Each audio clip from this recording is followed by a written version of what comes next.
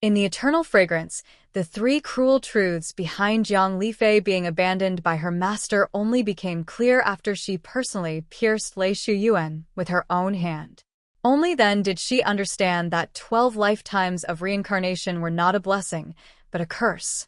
Wu Zhen bought Xiao Bang Chui the first pink skirt of her life, left behind a large bag of silver ingots and a messy handwritten letter, saying that there were certain things he had to leave to handle. Then he disappeared without a trace. Xiao Bang Chui went from anger to panic to fear, until finally she broke down crying. "Master, don't abandon me." Why did Wu Zhen suddenly abandon Jiang Li Fei, his Xiao Bang Chui? The first reason was a deadly disaster. He was entrusting her to someone else in order to keep her alive. Wu Zhen absolutely did not do it on a whim. For the first time, he bought her new clothes. Ever since she was little, Xiao Bang Chui had worn only his old clothes, altered and patched to fit her. He left behind all his savings.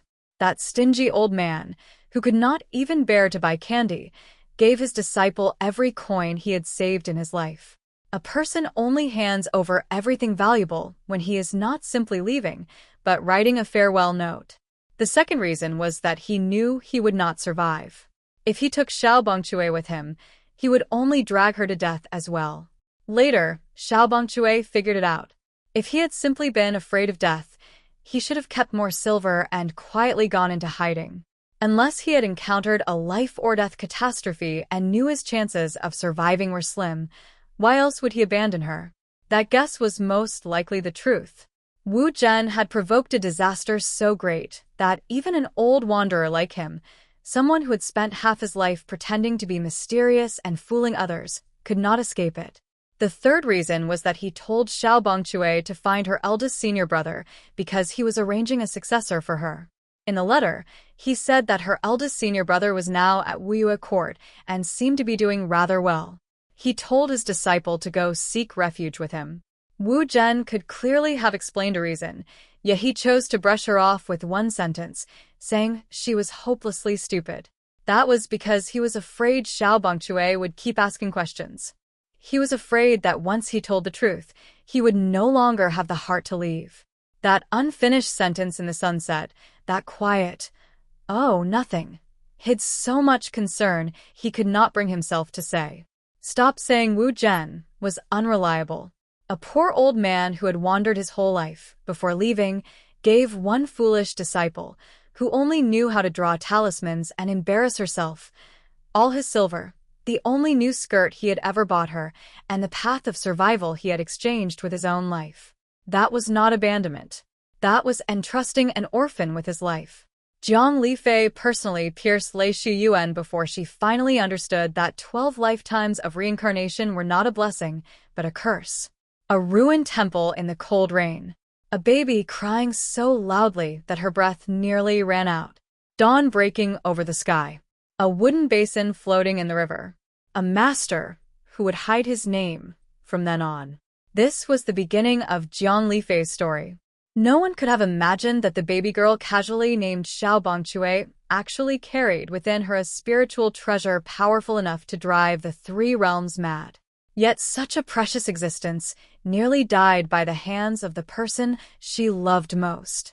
She was nearly strangled by him, and later had her spiritual power drained by the elder she respected most, almost being refined into a cultivation vessel.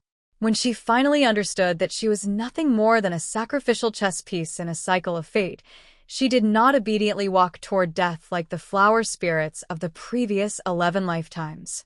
Instead, thorns grew all over her body, and she stabbed fiercely toward the demon lord she had loved for 12 lifetimes. What kind of counterattack was this?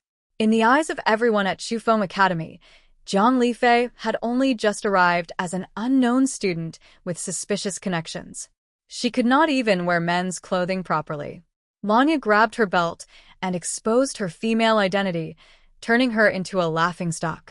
Others laughed at her mediocre talent, saying she could not even learn how to wield a sword. Hu Jiaping mocked her to her face. "See that flying insect? Do you think that if it tries hard enough, it can become a phoenix?"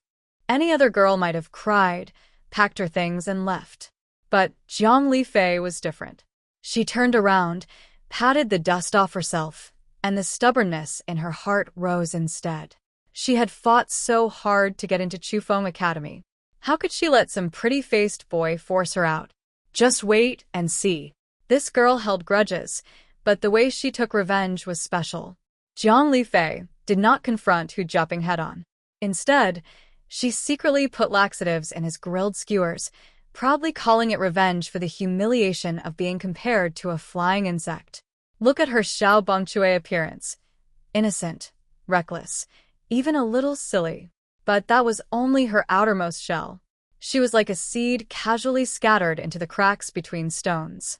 Give her a little sunlight and rain, and she would grow wildly.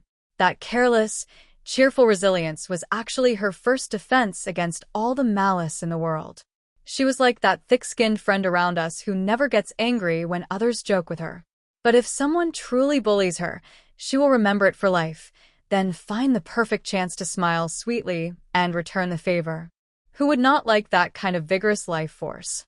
If her days at Chufeng Academy were the final carefree period of Jiang Li Fei's life, then entering Wuyue Court was the beginning of her nightmare. She desperately wanted to grow stronger. She wanted to find her missing master. But fate loves to make jokes at the expense of people who have already suffered. When she finally found her master, Wu Zhen, also known as Qingqiu, in the lake shrine, the old man was already at the end of his life. He had been imprisoned inside a small world and tortured to death. At that moment, Jiang Li Fei's sky collapsed. Before she could even recover from that blow, Cui Xian, the senior uncle who had called her Xiao Bang Chui for years, revealed his true face. He had been targeting Jiang Li Fei's special identity from the very beginning. It turned out she was never some orphan picked up by chance. She was the transformed fruit of an ancient divine tree, a walking reservoir of spiritual energy. Cui Xian used spirit-locking chains to imprison her. Every trace of spiritual energy drawn out of her felt as though her bones and blood were being bent and torn. And that was not the end. She watched with her own eyes as Xiao Min, the senior sister she loved like family, took a fatal blow for her and had her soul scattered. She also watched the honest and gentle CMO, her little senior brother, never again get to eat the chicken stew with mushrooms he had made. Little senior brother, the mushrooms in the forest are so fresh. I even stole the chicken raised by Uncle Dongyang. It's fragrant and tender. Try some. Senior brother CMO, in the next life, let me be your senior sister. I'll make chicken stew with mushrooms for you every day. Reading those lines breaks the heart. She did not cry loudly or scream at the heavens. Instead, she spoke of a promise for the next life in the most ordinary, homely words. That restrained grief cuts deeper than any loud sobbing. A child who had grown up without parents had finally found a master, senior sisters, senior brothers, and a home. But for the sake of selfish desire, someone smashed all of it to pieces. For someone else, this might have been enough to turn dark or surrender to fate. But Jiang Li Fei did not. The fire in her heart never went out. It merely changed from a candle that warmed others into karmic flames capable of burning everything away. The third truth was the harshest, and it was also the most brilliant part of the entire story. Killing him was the only antidote to break fate. Her entanglement with Lei Xiuyuan was not simple romance between a man and a woman. It was a curse carved into their very souls, continuing for 12 lifetimes. In the previous 11 lifetimes, she had always been that nameless flower spirit who loved too blindly. Each time, she willingly allowed Yi Cha, the demon lord, to hurt her. Each time, she sacrificed herself to complete him. Just hearing about that fate is infuriating. It was as though the word devotion had been carved into her bones. But in this life, she was Jiang Li Fei. She was not that nameless flower spirit. When she discovered that Lei Xiuyuan had been controlled by his demonic nature and had personally killed Xiaomin, the man who once promised to protect her was now walking step by step into the abyss that would destroy him. She did not cry like she had in the previous 11 lifetimes and ask, "Why don't you love me?" Instead, filled with hatred, She summoned countless vines and wooden thorns, and without hesitation pierced through Lei Xiuyuan's body. Die. That one word was the loudest slap she could give to the entire cycle of fate. That strike pierced her lover, but it also severed the cursed destiny that demanded she become a sacrifice lifetime after lifetime. It was not that she did not love him. She loved him too clearly. She knew that if she still chose to sacrifice herself in this life, then she and Lei Xiuyuan would forever remain puppets on strings. By choosing to kill him, she tore both herself and the man she loved out of the cage, where one was forever the abuser and the other forever the victim.